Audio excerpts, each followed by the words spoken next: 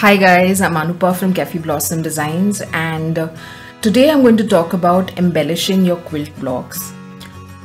You can see in this Christmas snow globe block that I have made some French knots in the sky area to depict snowfall. Now apart from embroidery, you can also use beads or even paints to add details to your blocks.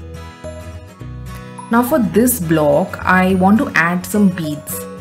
So here are some 2mm Toho beads and I will place them randomly across the sky area. For sewing the bead, I will use 2 strands of white thread.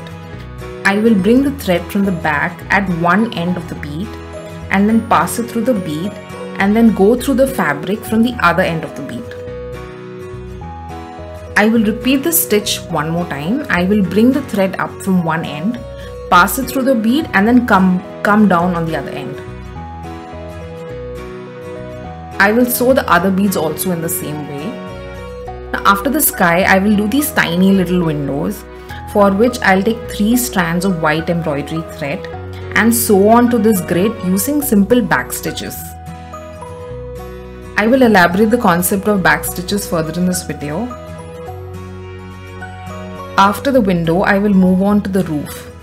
Now on the roof area, I have drawn parallel lines 1/4 inch apart. I have drawn these lines using this water erasable marker. You can easily find this marker on Amazon. Now for this area, I will be using 4 strands of white embroidery thread and I will use back stitches to cover these lines.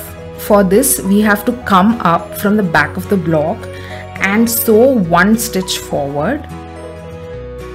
Now come 1 stitch forward from the back of the block and then pass to the end point of the previous stitch. I will repeat this through the entire line. I will take 1 stitch forward from the back and then pass the needle through the end point of the previous stitch.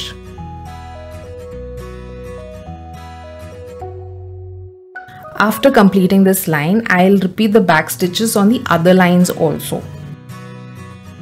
Now after the roof, I will move on to the tree. Here I will go super simple.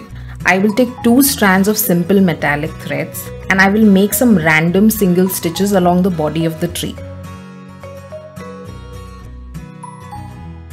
I prefer to go with simple embroidery stitches so that they do not overpower the detailing of the quilt block.